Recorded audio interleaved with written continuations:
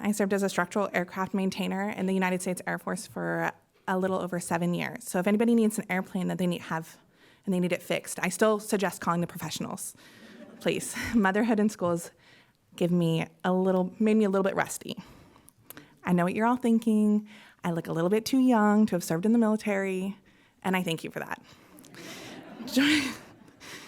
Joining the Air Force is one of the best decisions I have made. I had the opportunity to travel and see the world, visiting different countries and different continents, being able to see almost all of the United States and learning about various cultures.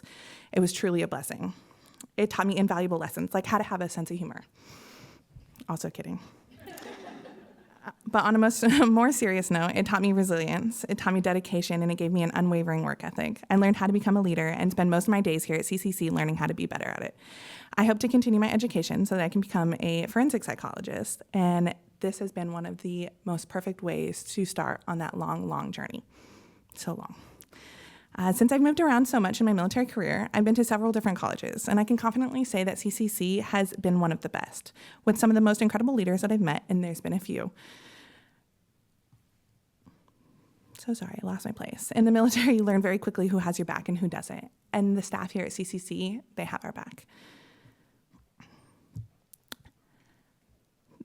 They see us as people and future leaders. They're preparing us for success. And I have never been to a school that has demonstrated belonging, community, inclusivity the way that CCC does. And not once in my college experiences have I ever met the president of the college. And here at CCC, Tim Cook makes himself known, and not just as a guy with the cool bow ties. Tim's open door policy truly means an open door. President Tim Cook has more than 35 years of experience working in higher education as an advisor, counselor, faculty member, and administrator. A native of Oregon City, he joined Clackamas Community College as its president in 2018. A first-generation college student, President Cook understands how community colleges provide economic mobility for students and the communities where they live. He has a lifelong passion of helping college students achieve their dreams and work each day to remove barriers so students can be successful. Before joining CCC, President Cook served as the Vice President of Instruction at Clark College, a comprehensive community college serving 21,000 students annually across 3 campuses in Southwest Washington. President Cook earned a doctorate in community college leadership from Oregon State University. He holds a master's degree in counseling psychology from Lewis and Clark College and a bachelor's degree in English from Western Oregon University. Outside of work, he enjoys spending time with his wife and 3 children. An avid runner, he is working on running a marathon in every state. So far, he has completed 47 marathons in 36 states. And from what I hear, you guys have a lot more to learn about his running coming very soon. Here is Tim Cook for us.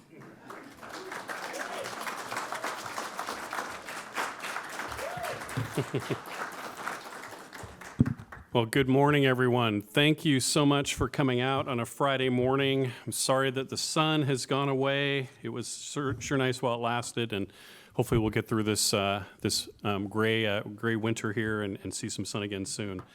So thank you, Randy. Thank you so much for that. That was great. I love your sense of humor. It's just I appreciate all the students here, but certainly ones at the ASG that are really going above and beyond to serve our students. It looks like I think everyone's got a seat, but if you want to, there are a number of seats here in the front. So maybe as other folks come in, we can direct them there too. No one ever wants to sit in the front row. That is just sort of the truth, I think, all in life. But that there are seats up here too if you need to do that. So I want to thank our student musician. If you heard our flutist, Joaquin Sokolovsky, out in the front there. So Joaquin's been here since about same time I have, about 2018. He's come and gone, but he's maintained working with our band and maintained working on that. And he was telling me today that he's really close to finishing, should be graduating this next year. So thanks to Joaquin for coming here this morning. And I want to take a moment to greet and acknowledge everyone that's here with us today in person. It looks like we've got about 100 or so in the room today. And then virtually on Zoom. Probably a lot of folks on Zoom that decided to stay home and watch it there. So thank you for taking the time. I also want to extend a special welcome to our Board of Education members. We have, as I mentioned, Director Jane Reed and Director Wade Hathorn that are here in person with us this morning. And I think we have probably a couple more online that are joining us as well. So thank you. We have elected officials and all of our distinguished guests. So our board members and our elected officials, if you could please stand, or if you're on your Zoom, raise your hand. So we can recognize you. Senator Meek, County Clerk, Catherine McMullen, Oregon City School District, Heidi Blackwell. I saw North Clackamas, I saw Clackamas CSD, Wade Byers in the back there as well. And I'm not sure all the ones online because I can't see that in front of me. So hopefully we've got some there too. Yes. So today I'm going to highlight what we've accomplished together over the last year and discuss our path forward for our college. This morning is about celebrating our successes, reflecting on our challenges, and looking ahead to the future that we're building together. This past year has definitely been full of accomplishments, but without question, one of our most significant victories was the passage of our bond measure, which was on the November ballot. Yes. This success is a testament to the support of our community and reflects the shared commitment to ensuring Clackamas Community College continues to be a cornerstone of opportunity and growth for our district. This bond will help us make critical investments in our facilities, our infrastructure, and our programs, enhancing the learning environment for our students and strengthening the foundation for our future. As you may know, the final vote was very close.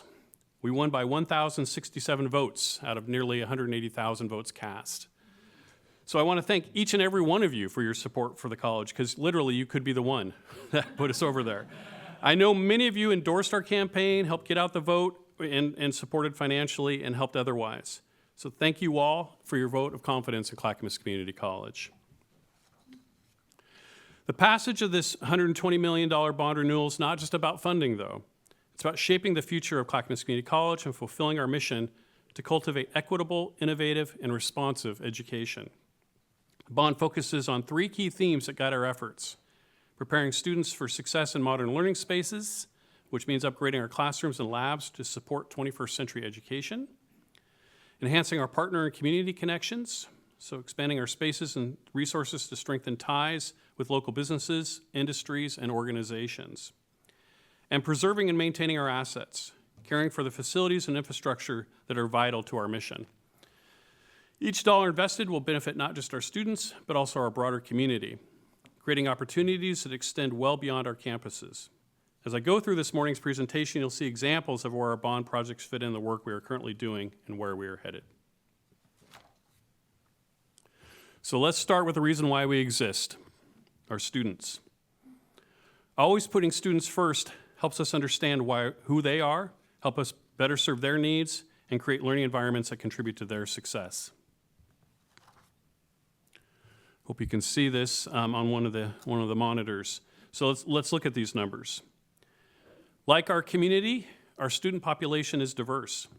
Community colleges by design are open-door institutions. We serve some of the most underrepresented and underserved populations in our district. At nearly 20,000 headcount, we are now the second biggest community college in Oregon, behind Portland Community College. So I think that's worth applause, yeah. Not that I'm competitive, but I do let my colleagues know that. So, if you look at our FTE, or what we call our full-time enrollment, 5,234, we actually rank about 4th or 5th in the state. So what does that mean? It means that we have an unusually high number of part-time students. 84% of our students are part-time. Parents, working adults, taking just a few classes every term. This causes challenges in providing adequate resources as we help every student, whether they're taking one class or several. So we don't look at a full-time equivalent. We look at headcount. We look at our students, and we help each one of them. And we also know research is pretty clear that the longer students are in school, the more challenging it is for them to complete, as life gets in the way. So we continue to look at this ratio of full-time to part-time and do what we can to support those students who are part-time, but also help them find ways to become full-time as they work through these challenges. In spite of all that, you can see here that our completions are now above pre-COVID levels. So you look and see this 2019, right before that started, we had 1,138 students get a degree or certificate from the college. 2023, we had 1,144. That number went up even more last year. And I like to point out that last year our youngest graduate was 17 and our oldest was 75. 129 students graduated with a perfect 4.0 GPA. Definitely cause for celebrating the hard work of our faculty and staff in getting these students across the finish line in some really challenging years to do that. So kudos to everyone here that helped those students complete. And we know that community college students are some of the most vulnerable populations. When we say many students are just one flat tire away from having to drop out, that's not an exaggeration. Each fall and spring, our institutional research and reporting department conducts a student survey to learn about their needs, their college experience, and how we can better serve them. Last fall's report came out just last week, so this data is hot off the press. As you can see, many students report facing personal barriers that impact their ability to succeed at CCC. These barriers include difficulties with school, childcare, financial constraints, and transportation problems. Excuse me, not school is in the next line. Balancing work, school, and personal responsibilities also pose significant challenges for many of these students. These issues can lead to uncertainty about continuing their education.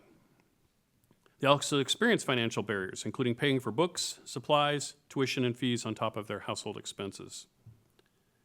They also have dreams and plans for the future. Many students share their future academic plans, expressing their aspirations and goals beyond their time at CCC. These plans include transferring to four-year universities, pursuing specific degrees or certifications, and continuing their education to improve career prospects. Students often highlighted their dedication to achieving these goals despite facing these barriers. Behind the numbers, though, are the real stories of our students, and each one has their own unique story and experience. I'm going to highlight a few of these throughout this presentation. This is Corey Agnew. He's 39. He studied electrical engineering here at the college. Prior to that, he went to Clackamas High School and got his GED at CCC. He lives in Milwaukee and is a scholarship recipient. Corey said, "I have never felt seen my entire life and has massively impacted my past. Since coming to CCC, I have felt more visible than ever before. I believe in destiny, and CCC has helped discover mine. My path illuminated, resolve emboldened, and my spiritual cup overflowing, I go forward with being the change I seek to see in the world." One of the most promising stories of the past year has been our steady rebound in enrollment. After years of challenges that impacted colleges nationwide, we're seeing signs of recovery and renewed energy across our campuses. This growth is a testament to the dedication of our faculty and staff, the resilience of our students, and the strength of our community. Next, we'll take a closer look at the progress we've made and the strategies that are driving this enrollment recovery. As of this week, our winter quarter headcount is up a whopping 20.5%, and our FTE is up over 9.39% from last year. And you can see some of these other changes from previous years about where we're at. These increases don't happen by accident. They're the result of intentional efforts developed through our Strategic Enrollment, or SIM plan, which we started rolling out in 2021. Here are just a few of the completed tactics that contribute to this enrollment increase. The launch of our new Student Resources Hub webpage, an implementation of a new customer relationship management system for tracking and communicating with prospective students, a revised admissions app, an online orientation utilizing an equity lens, expansion of our first-year experience courses to support students, adjusted course offerings to align student preferences and modalities, and expanded access to student basic needs and development from our coordinated student resources team. These intentional enrollment efforts are paying dividends. Many folks across many departments doing this work, and without each of you doing their share, none of this would be possible. So I want to thank the leadership of Danielle Hoffman and Jennifer Anderson for this body of work and for everyone else that's making it happen. Thank you.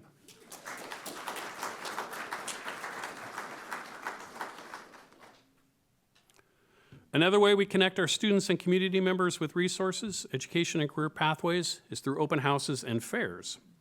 This past year, we've hosted a variety of events, including resource fairs, industry-specific job fairs, and open houses. From our Health Sciences and Environmental Learning Center open houses to our Career and Technical Education Showcase, Manufacturing and Welding Job Fair, Financial Aid and Scholarship Night, each event showcases our programs, but also build bridges between an education, workforce, and opportunity. These events are a lot of work to put on, plan, and host, so I want to thank again everyone who's led them all, and all the planning teams and everyone who worked the events and cleaned up after them. So thank you all for that work. Some places where we're really seeing growth. If you look at our adult basic skills, our English for speakers of other languages, our GED and our adult basic education students, we saw a 7% increase, leading to 850 students now that are in these programs. We awarded 203 GEDs and adult high school diplomas. We offer wraparound supports, culturally specific resources, and multilingual staff, and that's helped us increase our retention and completion. And we have what we call IETs, or Integrated Education Training Programs, and programs like irrigation tech, welding, CNC operator, and healthcare careers that help students access college classes and persist in their career goals. These IET programs have students concurrently enrolled in their adult education classes and their career and technical classes at the same time. So the education is integrated. They get contextualized content and supplemental instruction, plus wraparound supports. So thank you to everyone who works with and supports our adult basic skills, ESOL, GED, and ABE students. You really are changing lives every day.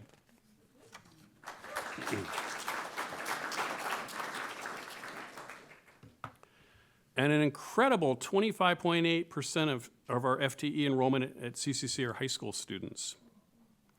Majority of these students are getting college credit in their high schools through curriculum approved by our faculty. A significant number also get college credit by taking classes on campus or online. And during the summer, we offer a number of career and technical camps where high school students can get college credit. And those fill up really fast. They're very popular. CCC partners with 46 high schools and 30 school districts. So this reach goes beyond just Clackamas County. And all told, we saved students and parents $3.5 million in tuition costs last year. Thank you to our Office of High School Partnerships for their continuing to work, grow these programs. I know several of our high school partnership folks are in here. Maybe you can raise your hand. We can thank you for that. Thank you. And I know we have a number of our school district partners with us today. There are folks here from Westland-Wilsonville School District, Colton, the ESD, Oregon City School District are either here in person or online, and there's probably some others that I missed. So thank you to our high school partners as well and our school district partners and for all that work.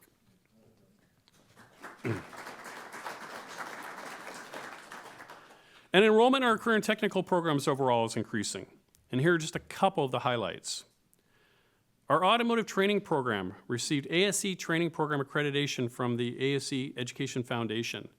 The college's automotive program has been accredited in Master Automobile Service Technology, the highest level of program accreditation recognized by the ASE. This is a national accreditation. Because this program increases cooperation between local education and industry leaders, it gives added assurance that CCC graduates will be employable as in-demand automotive technicians. Congratulations to the automotive department for this achievement. It was several years in the making. And our nursing program received initial accreditation from the Accreditation Commission for Education in Nursing, the national organization responsible for nursing education. This achievement underscores CCC's commitments to provide high-quality education and training for future nurses. Nursing accreditation guarantees that a nursing school and nursing programs meet the high-quality standards that ensure that graduates can safely practice as nurses. This accreditation is a testament to the hard work and dedication of our faculty, staff, and students. So congratulations to the nursing department for this work, and thank you.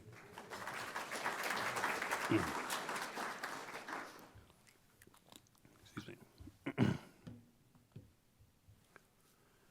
Scott Johnson, 67, lives here in Oregon City, studied business and accounting. Scott said, "I'm not sure what I would have done without CCC when I decided to go back to school. CCC gave me a solid foundation for my studies at PSU and my eventual master's degree. I had a successful career first as a CPA, then as a finance leader in a healthcare organization, ultimately retiring a few years ago as a hospital CFO. In many ways, I owe my career to my start at CCC. At CCC, we're very proud to be an open-door institution. For us, that means that regardless of where a student comes from, their academic background or interest, we all work hard to help them fulfill their dreams. Here are just a few examples of where that was demonstrated this last year and how we're positioning ourselves to continue this work in the future. Our apprenticeships programs at Clackamas Community College are truly where education meets opportunity. Through these programs, students gain valuable hands-on experience while preparing for well-paying careers. In fact, graduates of our apprenticeship programs enter the workforce earning an average wage of $23 to $39 per hour. Across the state, there are currently 10,500 students enrolled in registered apprenticeship programs, and 80% of them receive their classroom training at a community college. Here at CCC, we're proud to serve 1,400, or nearly 10% of all apprentices in the state, helping them combine paid on-the-job training with expert classroom instruction. And on the right, you can see the apprenticeship programs that are currently registered through CCC. Every one of our apprenticeship programs is registered with the Bureau of Labor and Industries and approved by the Oregon State Apprenticeship and Training Council, which is chaired by the Labor Commissioner. These programs don't just benefit students. They help cultivate skilled workers, build strong relationships with local businesses, support the industries that keep our community thriving. Apprenticeship is more than just training. It's a pathway to success for our students and a way to strengthen our local economy. So thank you to Carrie Nixon and our apprenticeship team.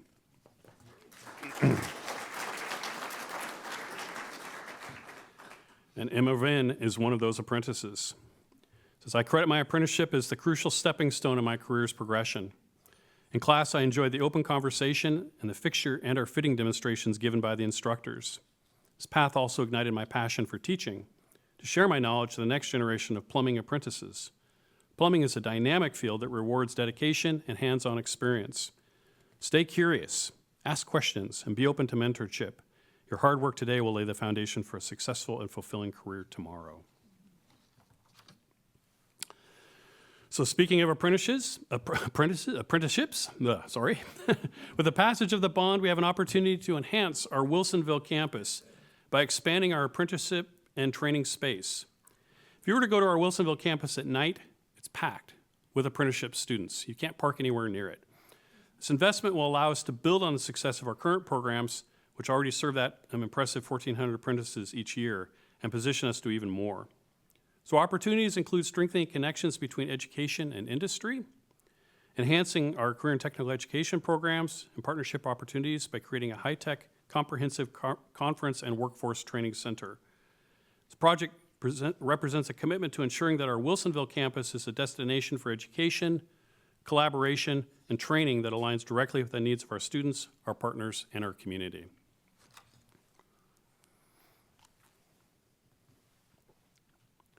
Our work in science, technology, engineering, and math, or STEM, continues to advance thanks to the work of faculty in these programs. Here's just one highlight of the work being done in STEM at the college. In partnership with Portland Community College and Portland State University, we were awarded a Bridges to Baccalaureate grant funded by the National Institutes of Health. This grant is an opportunity to support historically underrepresented students on their journey to becoming biomedical researchers. It provides wraparound services and financial support to a select number of STEM students. A two-year program that starts during a student's sophomore year at CCC or PCC and continues after they transfer to PSU for their junior year. Here's what makes this program so impactful. Students receive mentorship and participate in professional development and enrichment activities to prepare for a 15-month research placement at PSU.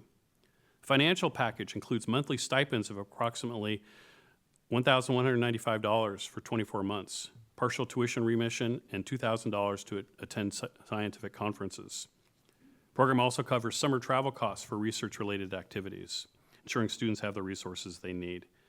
But it represents more than just financial aid. It's a comprehensive approach to fostering success. With 1 year of service at CCC or PCC before transfer, followed by the summer research experience and a full year of support at PSU, students receive the tools, resources, and community they need to excel in STEM fields. So I want to thank all of our faculty in our STEM programs who continue to make science, technology, engineering, and math not only accessible to our students, but by creating pathways to rewarding careers. Thank you, STEM faculty and staff.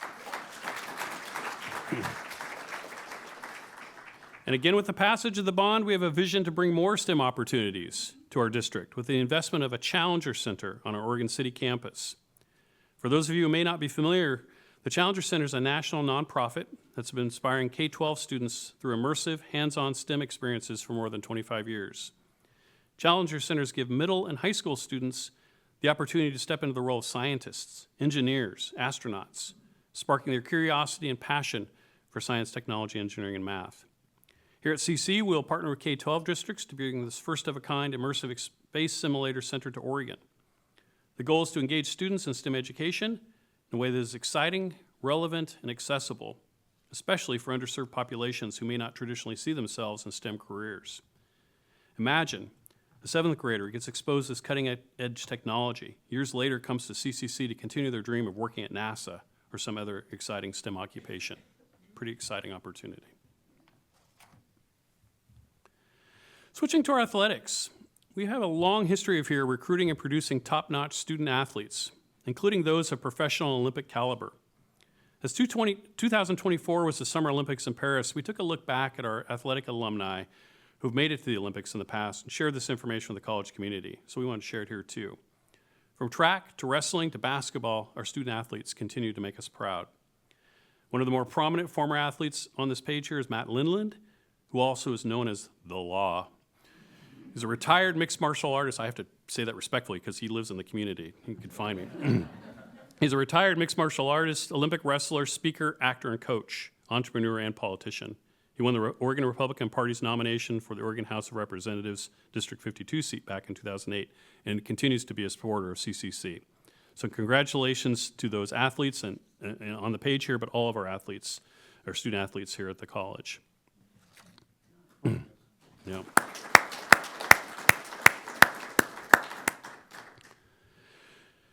Our athletics programs help foster school spirit, build community, and enhance campus life, while also raising the college's profile and attracting students. For student athletes, sports provide opportunities to develop life skills like teamwork and leadership, improve physical and mental health, and build a sense of belonging. Additionally, athletics can serve as a pathway for academic success, career opportunities, and advancement to four-year institutions. During fall term, this last term, our student athletes averaged an impressive 3.16 GPA. And in case you're wondering, that's just slightly higher than our overall class average of 3.13. Well done, student athletes. Last year, thanks to the generosity of Coach Scott Skipper and the Skipper family, we completed construction of a hammer cage, which is a large safety enclosure used in track and field to contain the trajectory of a thrown hammer. I think you can see why this is important.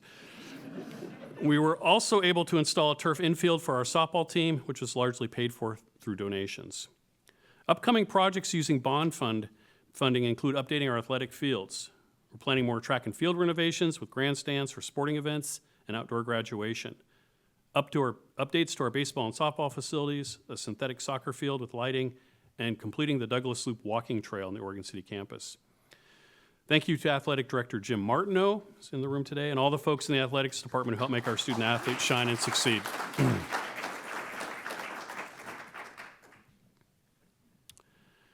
As we continue to see diversity growth in our district, we are committed to offering opportunities for all members of our community, including those who speak Spanish. One of the ways we're meeting this commitment is through our Small Business Development Center, which offers a 16-hour Spanish contractor certification class, a mandatory course that certifies an average of 200 new Latino contractors each year. Beyond that, we've developed a Spanish contractor guided pathway that includes continuing education credits to help contractors renew their state licenses. But it doesn't stop there. We offer Spanish GED and English for speakers of other language courses to help individuals advance their education and career goals. Through our Workforce Ready Fab Your Future grant, we provided opportunities like Welding 102, which is taught entirely in Spanish, helping students build skills in high-demand industries. We also offer free basic computer skills taught in Spanish, making essential technology skills accessible to the broader community. And you've heard before, and I hope you continue to hear, our early childhood education program in Spanish continues to be highly successful. We currently have over 300 students actively taking courses in the early childhood education program entirely in Spanish. We've had 47 first-generation Latinx students graduate with their AAS degree in ECE in Spanish since the program began in fall of 2021. Between our grants, philanthropic donations, and employer-paid funding, the program brings in over $500,000 a year in financial supports. CCC, we believe that language should never be a barrier to success. These programs reflect our commitment to creating equitable access to education and training for everyone that we serve in our community. Key way we ensure success is through our bilingual benefits navigator. Helen Paz connects students to local, state, and federal resources, works to reduce basic needs and security at CCC, provides culturally specific resources and Spanish language assistance, partners with county organizations on various wraparound supports, In 23 and 24, nearly 250 students were served. That number is on track to be even larger for 2024-25. I don't know if you can see that cap. It's in Spanish on there. The rough translation of the message on that cap says, "Every effort has a reward. Although the end was not easy, I achieved it thanks to those who believed in me." Thank you to Helen, and I know Joan, I think Jagodnik, who also works in that program, is in the room. Thanks, Joan. I see you back there.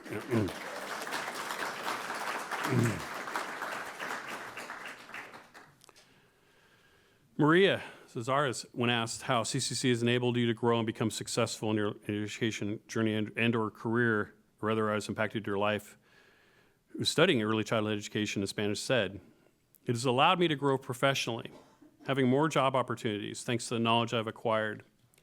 The impact on my personal life is the best, as I feel fulfilled and proud of myself because at 40 years old, I can have a college degree. And on the other hand, this has helped me motivate my children to continue moving forward and achieving their educational goals." Support for basic needs continues to exponentially increase. I think you'll hear a lot about basic needs today and the challenges that we have around that. One of the ways we worked to meet this need was through the creation of the Coordinated Student Resource Teams, or CSRT. In that fall student survey that I referenced before that we give to students in the fall and the spring, 52% of CCC students identified as have been housing insecure over the last year, meaning they had difficulty paying rent or had to move. 4% of these students reported moving 3 or more times within the past 12 months, and the most common reason for housing insecurity was difficulty in paying rent or the mortgage. And 16% of students had experienced homelessness in the past 12 months.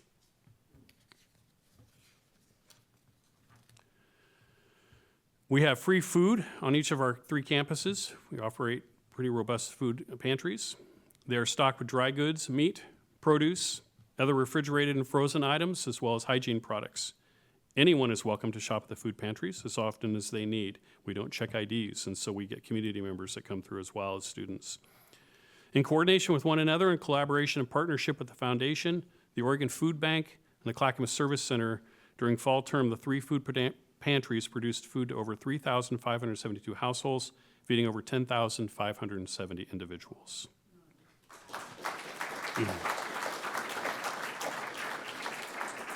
And I'll put in a plug. This is one of the easiest ways you can directly support students at CCC, either through financial donations or others to the food pantry. And ask someone here and we can help you do that. Basic needs supports for our students has long been a personal goal of mine. It's very hard to learn if you don't have adequate food, housing, and or other basic needs. So with the support from the Foundation, I'm planning to use my vacation time this summer to run more than 1,500 miles, connecting each of the 17 community colleges in Oregon. I'll be averaging 32 miles per day. The run will take about 50 days. My goal is to raise awareness of community colleges in Oregon and the challenges students face in meeting their basic needs. As Oregon has approximately 200,000 community college students. We make up 52% of all public and private higher education. I like to give that stat because we educate more students than all of the public and private universities in Oregon combined. Many of these students face significant obstacles, as we've talked about: housing, food insecurity, lack of childcare, and transportation issues. Through this run, I hope to shine a light on these issues and advocate for increased state funding to support these students' basic needs. And funds will be raised will be distributed to each community college directly supporting those students' needs. I plan to start the run the Monday right after graduation and end in early August. So be on the lookout for more information and ways to support as we get closer. If you are interested, there are little cards back on the table back there that have a QR code where you can get on a website and find out more. Another opportunity made possible by the bond is a chance to renovate and modernize learning spaces across our campus. These updates are crucial for meeting the needs of today's students who rely on in-person, hybrid, and distance learning options, while also ensuring we're preparing them for demands of future employers. 2 key areas identified for potential renovations are McLaughlin Hall and the Dye Learning Center, buildings that are several decades old, and both play a central role in our students' educational experience. According to the findings in our master plan, modernized classrooms should include upgraded in-classroom technology like smart boards and additional student computer stations to support multiple learning styles. Flexible furnishings that can adapt to a variety of activities and encourage collaboration. By modernizing these spaces, we're not just improving the experience for today's students, we're creating an environment that anticipates the needs of future learners and aligns with the expectation of employers. It's about making sure our facilities reflect the innovative, high-quality education Clackamas Community College is known for. Thank you to Katrina Boone and the online learning and educational technology team for all the work you've been doing to keep us up to date, especially through the pandemic. I can't wait to see what's next for modernizing our facilities in these areas. Thank you, Katrina, and she's in the room too, I think.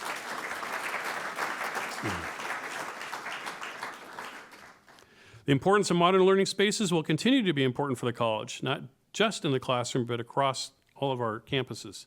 This is a quote from Stephanie, who is also an active Associated Student Government member and very involved despite being fully remote and living in Lapine, Oregon. If you don't know, Lapine's by Bend. Stephanie is a great example of how we can provide a complete college experience for students, even if they're online and never step foot on one of our campuses. Stephanie's 32, studying business, and attends CCC because she can do her program fully online. I love the community feel from all the staff, and though being fully remote, I always felt that I was there. CCC is giving me opportunities I didn't even know would benefit me.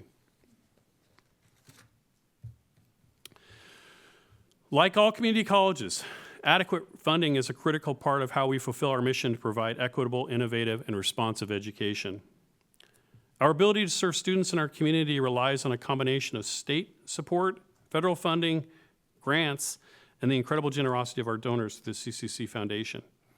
Each of these funding sources play a vital role ensuring we can offer quality programs, maintain our facilities, and provide the resources our students need to succeed. In this section, we'll take a closer look at how these funding streams come together to support our work, the challenges we face, and how we're positioning the college for long-term financial sustainability. Despite all the successes and accomplishments we've achieved last year, we also have some challenges, the biggest of which is addressing the college's ongoing operating deficit. We need to reduce our operating budget by about $3 million over the next 2 years. This equates to about 4% of our general fund, which is significant but not insurmountable. This is not a new problem. We've started spending down our general fund balance starting in the 2016-17 year. And in this slide, what you can see, the blue bars on the left represent the pre-pandemic period where expenses outpaced revenues, and then the usage of one-time reserves, general fund or other, made up the difference. The gray bars are where we saw relief from one-time COVID funds, which will run out in 2026. And the last 2 years on the right show the rate of decline when expenses outpace revenues and require the usage of reserves, which the board mandates requires 10% of our budget to be reserved for emergency funding. Operating reserves are not intended to provide support for ongoing costs and operations. They are one-time by definition. Though our enrollment continues to rebound, it is not at a pace to generate enough revenue to cover the gap. Ongoing revenue, primarily property taxes, state funding, and tuition, make up 98% of our general fund. Yet expenses, especially those tied to personnel costs, including PERS, continue to grow at a higher rate. Also, we will not know our state funding levels until late spring, and early indications are it will be below the amount needed to make a significant dent in the structural deficit. I recognize and I know budget reductions are difficult for everyone, particularly as we face the unknown and uncertainty about decisions yet to be made. These challenges come with a heavy emotional and human impact.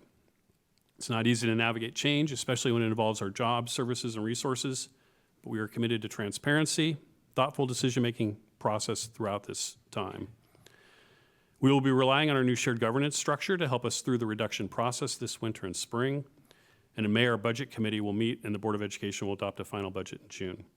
Big thank you goes to Christy Owen and Lisa Shaw in the business office. Their work has been critical in this process.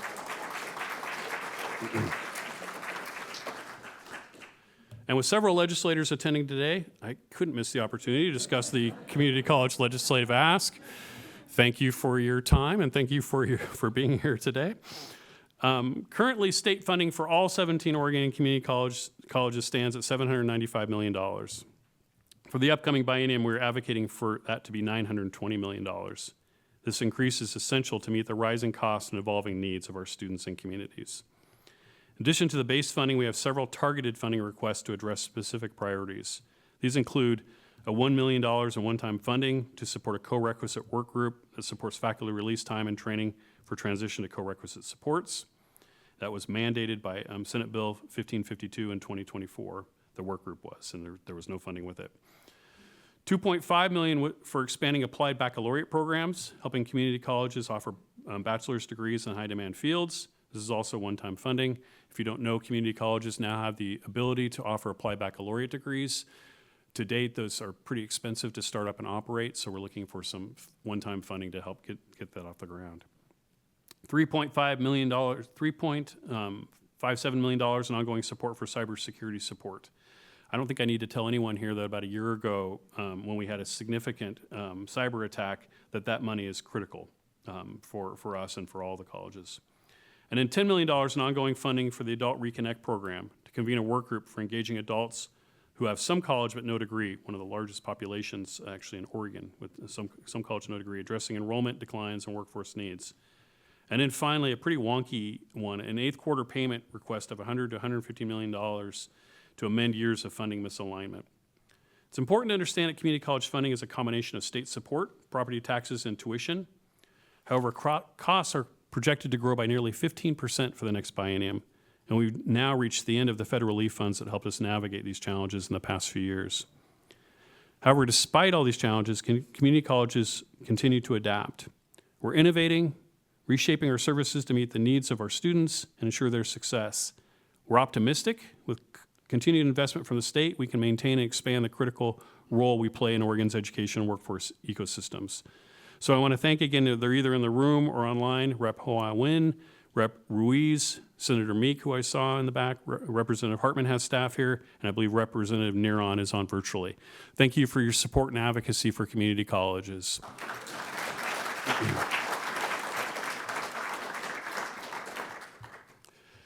This is a strange one to talk about after this past week, but I will. The college is connected to our legislators and funding opportunities at the federal level. Each February, we try to visit Washington, D.C. as part of an Oregon delegation. So pictured on the right, you see last year where board members Kathy Heise and Irene Konev, a couple of our Associated Student Government students, myself last year. During that trip, I was invited to the White House to present about our college's innovative renewable energy program, which was quite an honor. And while federal funding policy is changing, as we learned this week through that freeze that was quickly rescinded, our federal resources are something that we need to continue advocating for. A couple months ago in November, I had the honor of representing CCC at the White House Classroom to Career Summit, hosted by then President Joe Biden and First Lady Jill Biden. The event brought together around 200 education and workforce leaders from across the country to discuss the importance of career and technical education. Summit highlighted key investments in infrastructure, clean energy, and advanced manufacturing, offering in-demand careers that don't require a four-year degree.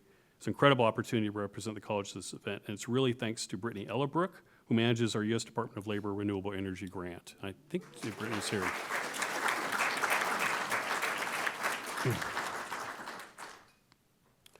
Federal and state grants give the college the opportunity to innovate, develop new projects, support students using research-based practices, or participate in federal initiatives. College continues to have success with state and federal grant awards thanks to the work of our grants team, Amy Kanata and Lauren Lundberg.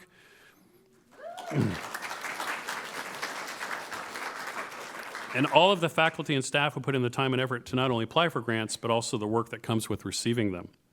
In addition to new grant awards, we're also seeing award renewals year over year from the Oregon Department of Ed, Metallica Scholars, and TriMet. The renewals are a testament to our good work as grant teams are meeting or exceeding grant deliverables. Jefferson is an exchange student from San Roque, Costa Rica. He's studying machine tool technology, and he's a Metallica Scholar. He heard about this program from his host dad and saw it was offered in CCC and decided to take it as a career option. Jefferson said the Metallica Scholars Initiative helped him get set up with a lot of tools and personal protective equipment. As an international student working in the state under the student visa, he needed to rely a lot on scholarships. Many of the tools his program uses daily can be expensive. He said having support mechanisms like the Metallica Scholarship impacted him in the best way possible. Jefferson said, CCC is different because they're helpful to us as international students. There's always someone willing to help you every time you need it. It's a great opportunity for everyone that is willing to make a change. And all the people always have open hands to everyone, no matter who they are or where they come from. And CCC would not be who we are today without the support of our foundation. which had a record-breaking year in 2024, thanks to the generosity of our donors, many of you who are with us today. The foundation has continued to make a transformative impact on the lives of our students. 2024, we saw a record number of scholarship applications. A total of 511 students received scholarships, with more than $1 million being awarded. That was a record. Average award was about $2,300, providing critical support to help students achieve their educational goals. The foundation work doesn't stop at scholarships. Addressing students' basic needs has been incredibly impactful. Last year, the foundation supported 169 students with over $93,000 in emergency aid. These funds paid for rent, utility bills, medical expenses, and more, helping students stay focused on their education during difficult times.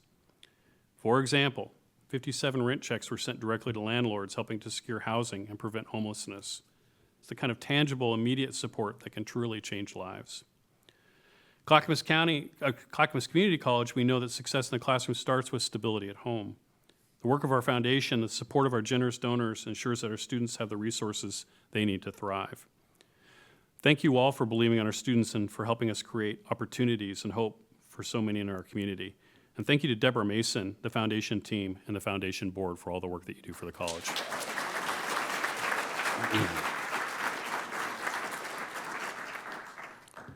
And a plug. I want to invite all of you to join us for the foundation's flagship luncheon event, Rise Up. It's about more than just raising funds. It's about raising opportunities and hopes for our students. It's happening May 14th at the Abernathy Center here in Oregon City. Once again, we are focusing on meeting the essential needs of our students, ensuring they have the resources to succeed, whether it's tuition assistance, access to food, or emergency aid. The generosity of our donors make it a real difference in their lives.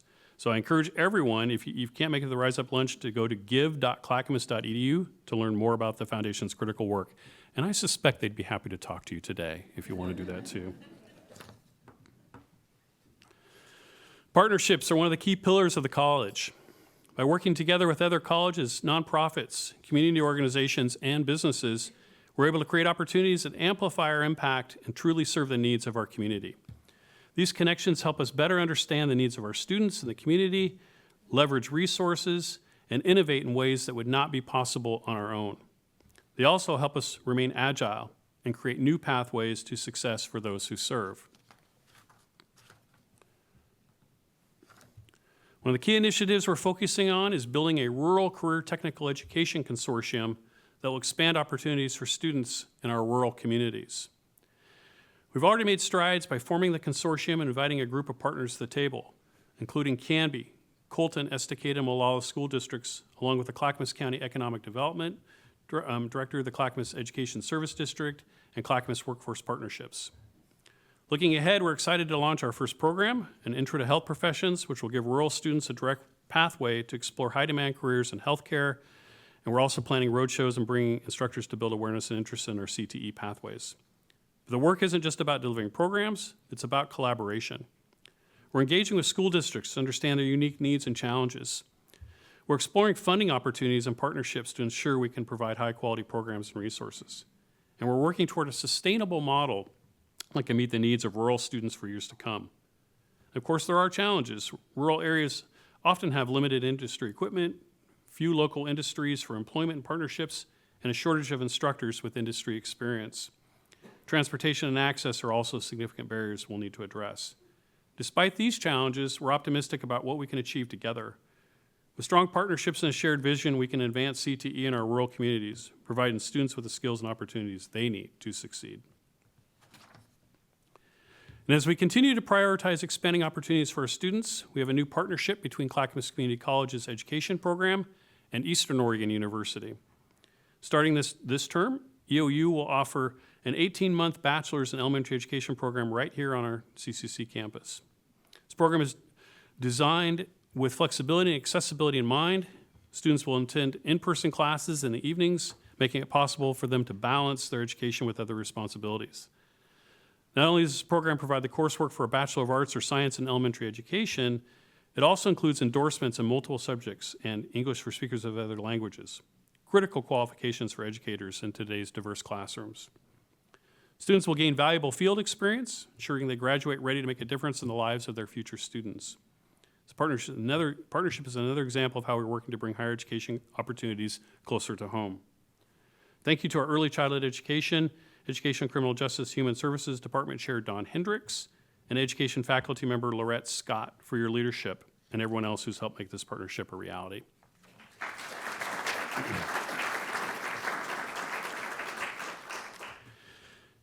In thinking not just about Clackamas County, but our Metro County region, I'm proud to share that Clackamas Community College is a partner in the Access, Connect, Complete, Engage program led by Portland State University. Funded by a $7.8 million grant from the U.S. Department of Ed, this program is designed to support 2,000 transfer students on their journey to earning a bachelor's degree. The program focuses on increasing the number of underserved community college students who successfully transfer and persist through their four-year degree. As part of this initiative, CCC will have 2 dedicated full-time transfer success coaches who will provide personalized support to students, helping them navigate the transfer process and access resources like transportation and textbook funding. This is a significant step in clearing barriers to educational success and ensuring that every student has the opportunity to achieve their goals. And community education plays a vital role at Clackamas Community College, contributing to 33% of our total headcount. Here's a snapshot of our accomplishments and growth in this essential area. The department is growing. They've seen a 2.3% increase in reimbursable full-time equivalent for fall of 2024. Our adult community programs are thriving, a remarkable 30% increase over last fall, and our community school partnerships are flourishing with a 14% increase compared to fall of 2023. So community favorites, some of the things people like to do, probably not a surprise: yoga, aerobics, painting, water aerobics through the North Clackamas Aquatic Center remaining a top draw. Thanks to everyone who contributes to the success of our community education at CCC. Together, we're meeting our community's needs and building a stronger foundation for lifelong learning. It's always one of my favorite slides to show just a few of our partners. Customized training team at Clackamas Community College provides industry-specific employee training and workforce instruction to businesses, municipalities, and government agencies. Most of the training occurs on location at the business or organization. Training this department provides covers topics like blueprint reading, CNC training, dimensional inspection, leadership for supervisors, and project management. Some of the companies and organizations that the customized training department has worked with in recent years include a few that I'm going to give you here as an example. The Ed Fund is a partnership between 16 healthcare industry employers and 6 Service Employees International Union, or SEIU, local unions, funded by collective bargaining employer contributions to provide education and training benefits for over 100,000 eligible healthcare workers in the state. We provided various classes for Ed Fund members such as phlebotomy, small engine repair, and horticulture workshops. Intel. We updated their ultra-high water purity curriculum that is offered to staff in this field as well as to interested high school students. 28-hour continuing education CEU course that qualifies for a state non-credit training certificate. And the Portland Winterhawks. We began working with the Portland Winterhawks team in 2012, and we deliver 2 college courses each year to the players there, most of which are Canadian, and most that take the CCC courses are high school grads between 18 and 20 years old. Some of these are drafted in the National Hockey League, some will go on to college, where most will continue to play collegiate hockey. We've been careful to select core required courses that will transfer all to colleges in Canada and now in the future to schools in the US. Over the years, the players have taken writing, psychology, public speaking, mass media, finance, nutrition, health, business management, law enforcement, human development, leadership, and sports psychology. Currently, they're taking economics and psychology classes. Clackamas Community College's Workforce Development Services is a grant-invested department at CCC, a partner within the WorkSource Clackamas umbrella. So I really like this visual here to show all these partners that are under this larger WorkSource umbrella. We are the primary training provider for adult and dislocated workers in Clackamas County. The ultimate goal of Workforce Development Services is to assist individuals in finding suitable employment with a livable wage through education, training, and support services. The training typically focuses on short-term, meaning 18 months or less, certifications through CCC or one of our state-approved training partners, paid on behalf of a participant through a variety of federal and state grants. Outcomes for Workforce Development Services are measured by a participant's success in obtaining employment for 1 year after their training completion. Many of their trainings focused on technology, manufacturing, healthcare, warehousing, early childhood ed, and transportation. Thank you to Gabby Sloss and the Workforce Development Services team.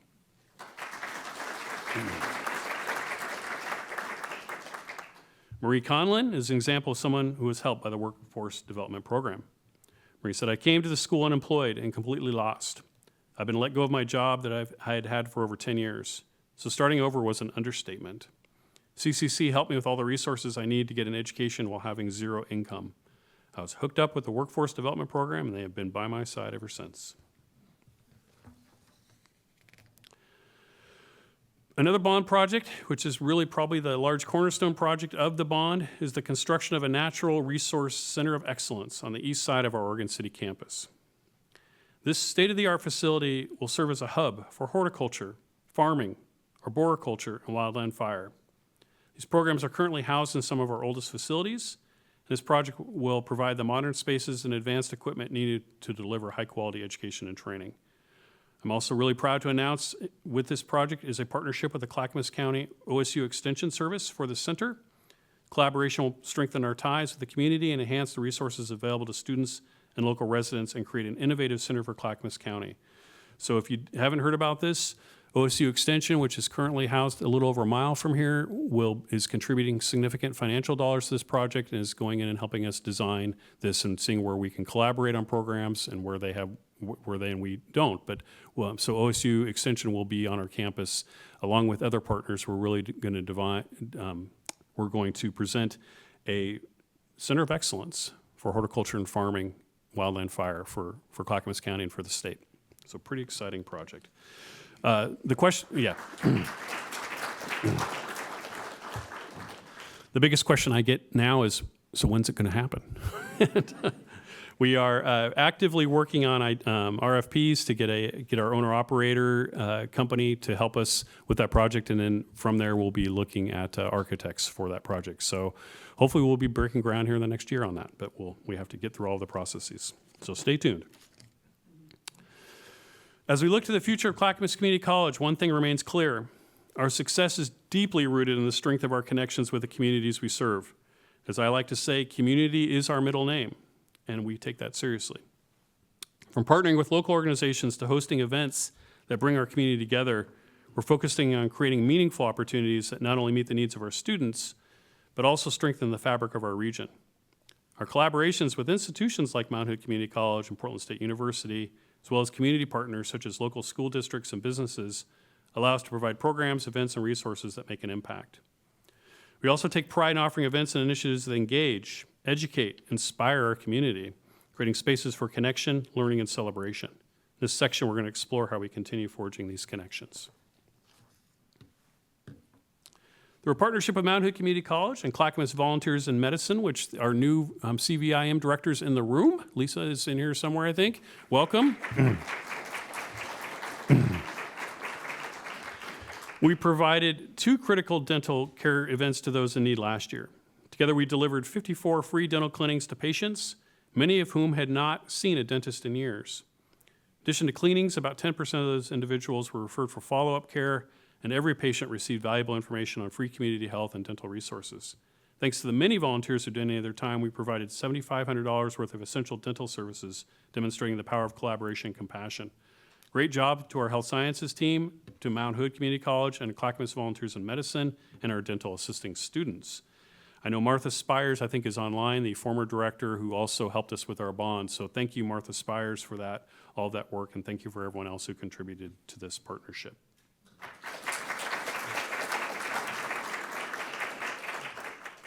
I'm really proud that more and more of the college is seen as a community resource or convener. College is a place where people can come together in a place that will collaborate, they can collaborate with.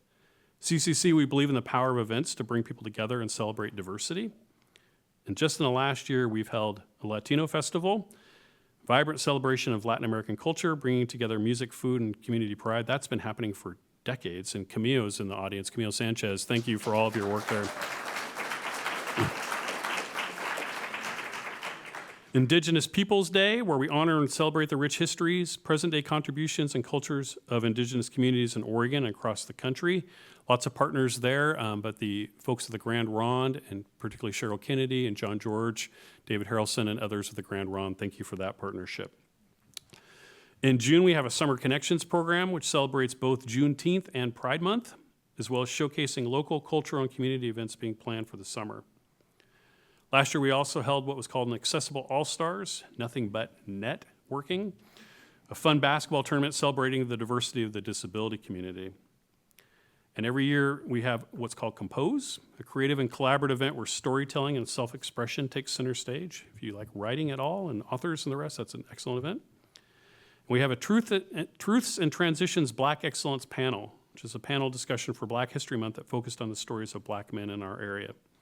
Other events include a Filipino-American experience through storytelling and food, Black Student Union event, and a student-led gathering focused on empowerment, solidarity, and cultural expression. Upcoming events include an event honoring Asian American, Native Hawaiian, and Pacific Islander Heritage Month that will include stories, traditions, and shared experiences. All of these events reflect our mission to cultivate a welcoming and inclusive space where everyone feels seen, heard, and celebrated.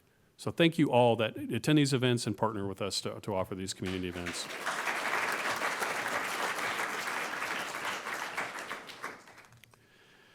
We understand that digital literacy is no longer a luxury, it's a necessity. For many in our community, learning basic computer skills is a crucial first step toward accessing education, employment, and essential services in today's world. That's why our community education offers the North Star Basic Computer Skills classes. 23-24 year, 173 participants join these courses, 108 in English and 65 in Spanish, reflecting the high demand for foundational digital literacy. This fall, 22 participants registered for the English class and 24 for the Spanish. Winter, both courses were at capacity. The consistent interest highlights the need for expansion, which remains a long-term goal of our community education program. These classes are entirely free, possible thanks to our partnership with the library and the Academic Foundations and Connections divisions here on campus. Together, we're ensuring that this course continues to be a resource for the CCC community. Special thanks to Adrian Skritzmeyer, the librarian team, the AFAC division, and all our partners for their dedication on this work.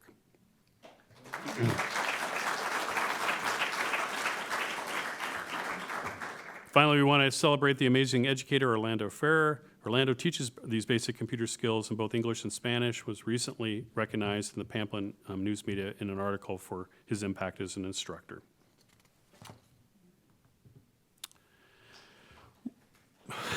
you can clap before we even start. One of my favorite places here on campus, the Environmental Learning Center, has been busy. We've been able to provide hands-on science and outdoor education to 77 classes of first through fifth graders, for a total of 1,881 students. And 65 middle school students participated in hands-on demonstrations at the ELC and learned about careers in the water industry. The ELC also broadcasts live stream episodes about wetland wildlife and watersheds, allowing K-5 students to observe wildlife at the ELC without leaving their classrooms. 20 episodes have been recorded and shared live in local classrooms. 910 students have logged in each week. Recordings of the programs continue to be shared all across Clackamas County and beyond. We also have what are called Stewardship Saturdays, where folks come in and help us keep the ELC up and volunteer their time. We have a combined 211 hours of volunteer work, where we've removed over 1,800 square feet of invasive plants. Ivy from more than 10 trees have been removed. 400 square feet of mulch laid, 8+ pounds of trash collected, and 10 truckloads of debris removed. And a variety of other activities. Also, I'll note the ELC is on track to meet or exceed in all areas and their goals this year as well. So I want to thank Dr. Heidi Blackwell, who's our new director over at the ELC, and the ELC team.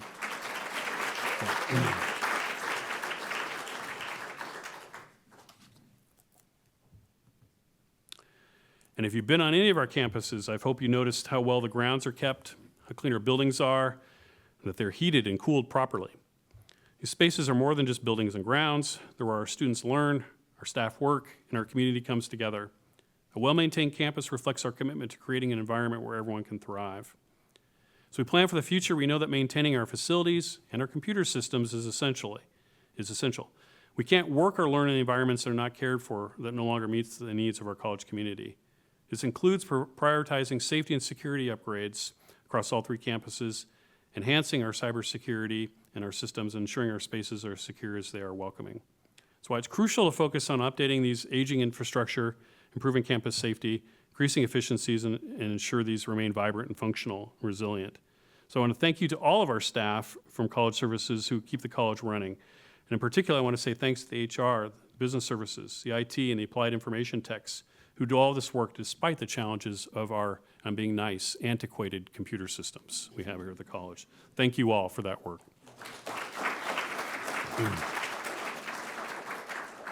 Evelina was in the STEM educational focus area and earned her Associate of General Studies, had this to say.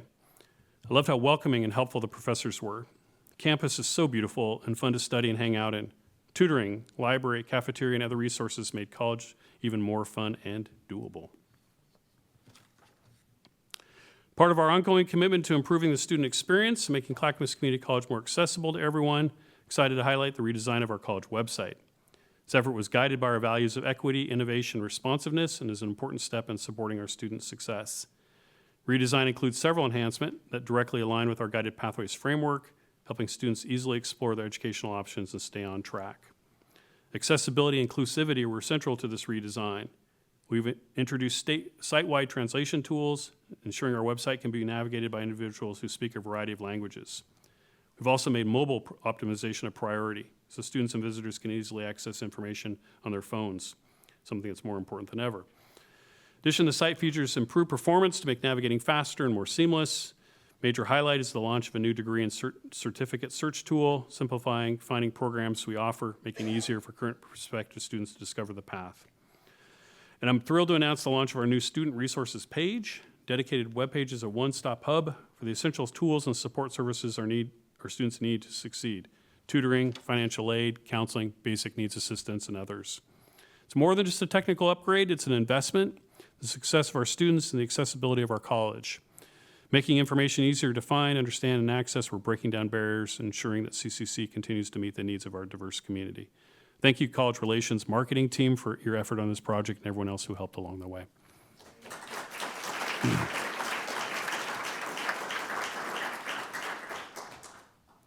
Our Campus Services Department and Plant Engineering team made impressive strides this past year by implementing a series of energy efficiency projects that are not only saving money, but also reducing our environmental impact. Through a partnership with the Energy Trust of Oregon, we completed several key projects, including building retrocommissioning for the Arts Center, Harmony East, West, and Pauling ABC building. Retrocommissioning is a process where existing buildings are evaluated and optimized to ensure their systems like heating, ventilation, air conditioning, and lighting are operating efficiently and effectively. It's like giving a building a tune-up. HVAC and control upgrades at Wilsonville, Claremont, Randall, and Pauling B, and LED lighting upgrades across all of our campuses. These projects came with a price tag of $227,000, but thanks to $152,000 in incentives from the Energy Trust of Oregon, the cost was significantly reduced. Even more impressive, the energy savings from these upgrades are now reducing our utility bills by just about $100,000 annually, making this a win for both our budget and sustainability goals. Additionally, we participated in Portland General Electric's Demand Limit Program, taking part in 6 events this year and earning additional electrical bill rebates. Along with being good stewards of tax dollars, these efforts demonstrate our commitment to responsible resource management, show how small changes can lead to big savings, all while enhancing the efficiency and comfort of our campus facilities. Thank you, Campus Services and Plant Engineering, for all those efforts.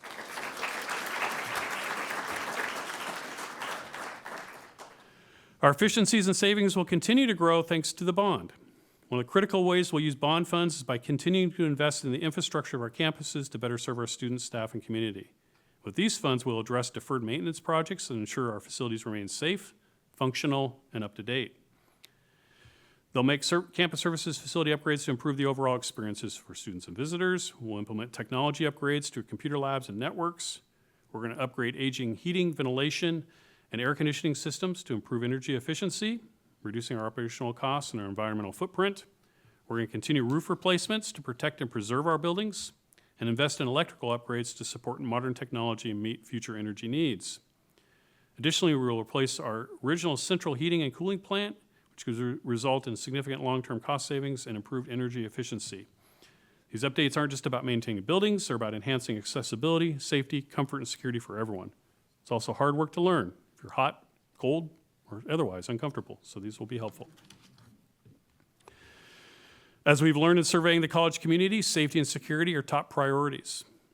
We continue to adapt the needs of our community. We're committed to creating environments where everyone feels safe, supported, and secure. This bond project is going to help us enable safety and security upgrades across all 3 campuses, Oregon City, Milwaukee, and Wilsonville, including increasing the number of security cameras, enhancing door access controls to better monitor and protect our spaces. These will help us respond to emergency safety needs. And as I mentioned, if you were here for last year's State of the College address, you might remember we had to reschedule due to a cybersecurity incident that happened on January 19th. As far as cybersecurity incidents goes, we were very fortunate. We did not pay a ransom. We were able to get the college back up and running in just a couple of weeks. However, we learned a lot from that incident and are continuing to work to prepare ourselves in case of another event.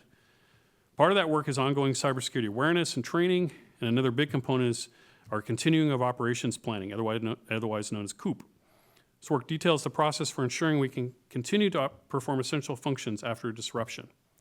We've made progress on getting COOP plans with many college departments and are significantly better prepared for potential disasters or emergencies than we were a year ago.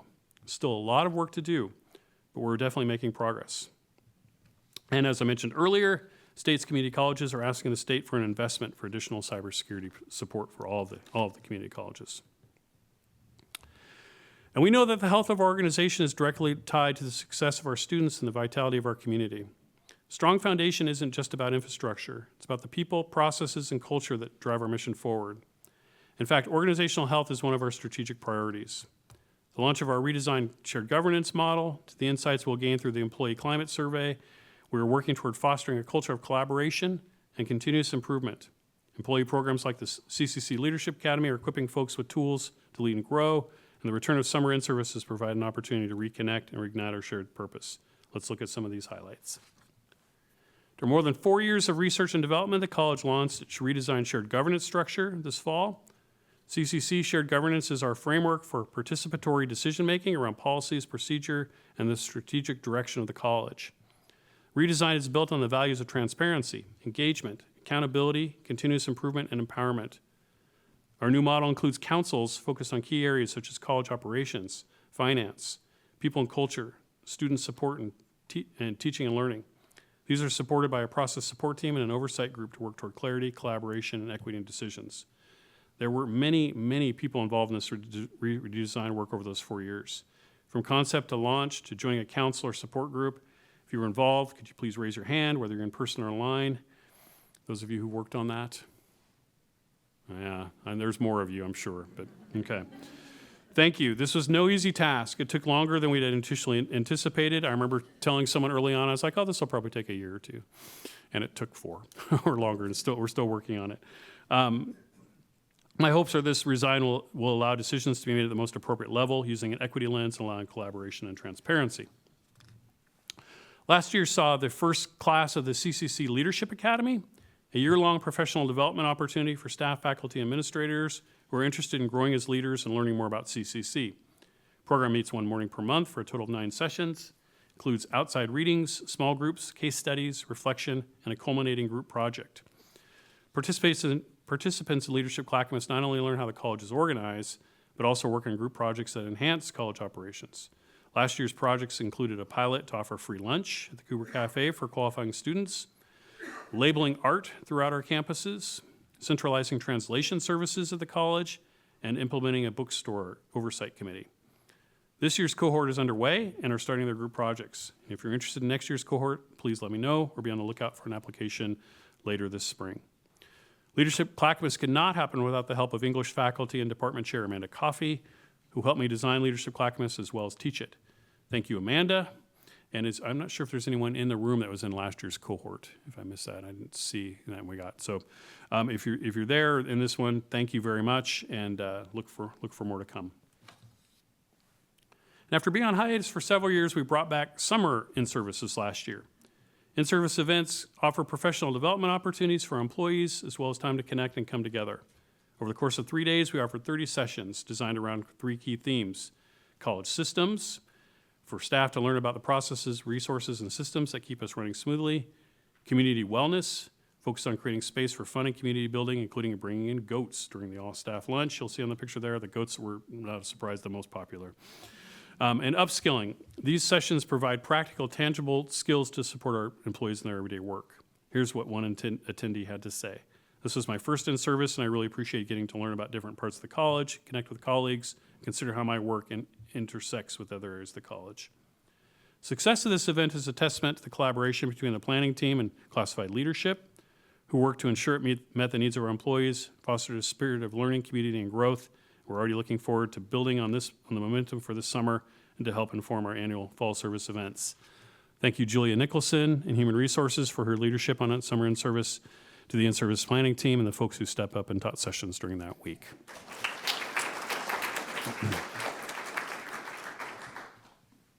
We know that our ability to serve students in our community starts with our employees. We also recognize this has been a challenging time as we navigate difficult decisions, including a budget reduction process. Last fall, we launched our Employee Climate Survey, a key initiative tied to our strategic priorities, including organizational excellence and equity and inclusion.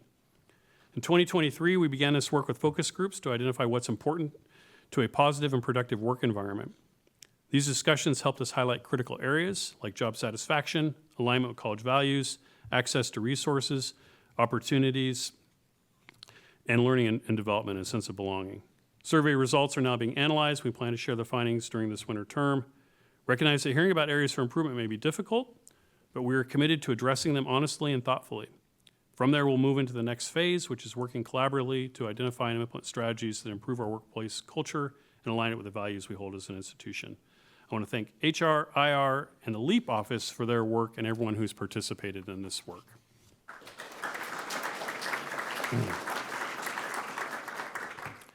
And you may be thinking, I've never heard of LEAP. What is that? Well, today I'm happy to announce some changes to the Diversity, Equity, and Inclusion Office. Speaking of how survey results can initiate and help sustain needed change, in 2019, the college engaged in focus groups and a climate survey that allowed its students and employees to provide feedback on issues related to diversity, equity, and inclusion at the college. That survey was a catalyst to significant change. The analysis of the results led to strengthening the foundation of some of the ongoing intentional inclusion efforts, while also shedding light on how the work could evolve. Some of the ongoing work that needed to continue was supporting the college DEI committee, the employee resource groups, and utilizing an equitable decision-making framework. Now that work continues to evolve. The Cougar Pause is the updated next generation of our equitable decision-making framework. It's a guide to help you think through planning and decision-making. When you use this tool, you'll take a pause to help you consider concepts and or lived experiences that are different than your own, leading to make more informed decisions and a thoughtful consideration of the trade-offs of those decisions. If you want to learn more about the Cougar Pause, please reach out to Casey Layton or CC Leonard. And the building of the Leadership, Equity, and Advocacy for Progress, or LEAP office, has been in the making for nearly a year. Our Cougar LEAP office is focused on supporting the college in cultivating equitable, innovative, and responsible education by leveraging our community's collective power and strengths. Their work will help us to make progress in building accessible pathways to fulfill our college mission. Congratulations to the LEAP office, and I know you'll all enjoy interacting with them and also learning how to use the Cougar Pause, which I did tell Casey I think I would show. Cougar Pause. So we have that.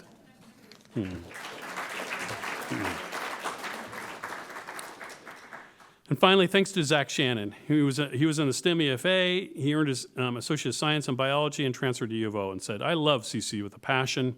I think that every person in the area should visit campus and take a couple classes at least. It's a wonderful school. Kudos to you guys for creating this amazing opportunity, and go Cougs. And it's our birthday next year. We're going to be 60. If you don't know, the appropriate gift for a 60th birthday are diamonds and red roses. So you've got some time to think about that as you think about this for next year. CCC started offering classes in 1966. In that year, ATM and debit cards were invented. The Sound of Music won Best Picture. And the I-5 freeway linking California to Washington was completed. We're really excited to celebrate this milestone with our entire community this next year, so stay tuned for more information about that. And as we begin 2025, there are a number of things to be optimistic about.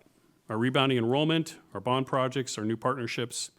and there are challenges to work through, such as uncertainty about federal changes impacting higher ed, our students, securing stable funding and adequate resources to do our work.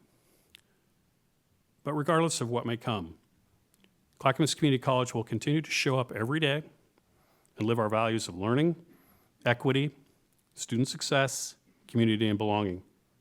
After all, we're all members of Cougar Nation. That's what Cougars do. Thank you all. Thanks for coming today.